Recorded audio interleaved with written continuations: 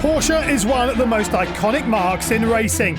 But for amateur enthusiasts and would-be works drivers, the Porsche Sport Driving School at Barber Motorsports Park in Alabama is one of the few official schools for learning the art of performance driving.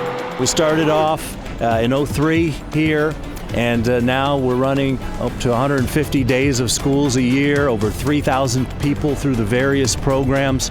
I think for most people, it's a once-in-a-lifetime thrill. They're interested in coming through, experiencing Porsche, learning to become a better, safer driver, some things that they can use in their everyday lives, but doing something out of the ordinary, a really special experience that's first class.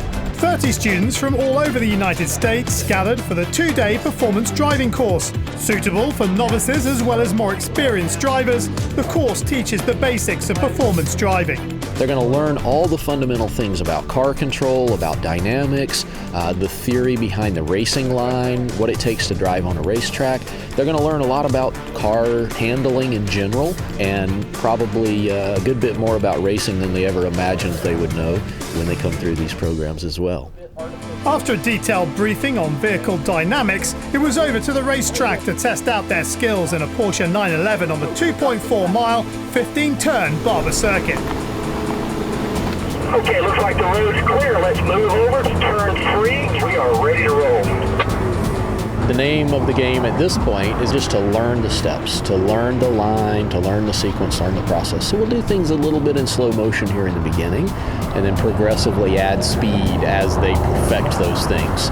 So this is literally most of their first time ever on a racetrack here. Follow the white line to the apex. Really turn that wheel. Don't let the car run wide on you. That was awesome, guys. That was very, very good. It's fantastic. I have fast cars, and I have one of these, and it's to see what it can actually do is just awesome. I mean, there's nothing else I can say. It's just the best feeling I've ever had in a car, ever. While half the group received instruction on the circuit, the others were learning car control techniques on the track perimeter.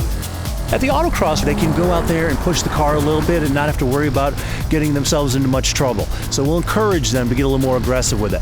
The skid pad is a terrific place for developing car control skills, developing that field to understand what understeer is, the loss of traction at the front of the car, and oversteer, loss of traction at the rear of the car, so that when they get onto the racetrack, they have a feel for that and that sensitivity for when the vehicle's at the limits, and then how to deal with mistakes that may occur. With day one spent getting familiar with the controls, the circuit and the range of machinery, day two was all about applying their new knowledge. Lapping sessions allowed the groups to stretch their legs on the racetrack.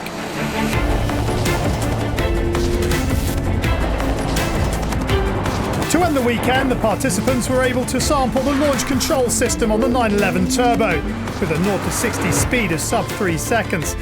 And put their skills to the test in a competitive autocross challenge to really show what they had learned. All right, here he comes. This is lap 2, guys. Finishing up lap 2.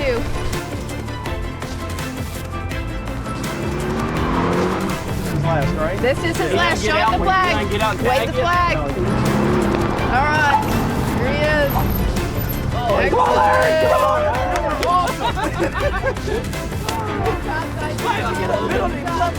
And honestly, I had no idea it was going to be this much fun. I mean, I thought it would be, maybe going around a track, maybe have somebody in the car with you the majority of the time. But this has been a really independent experience. And the freelance, you get to come out here and race cars that you otherwise not be in, and it's a lot of fun. Oh, it was awesome. It was awesome. A lot of fun.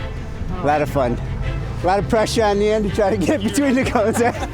But it was great.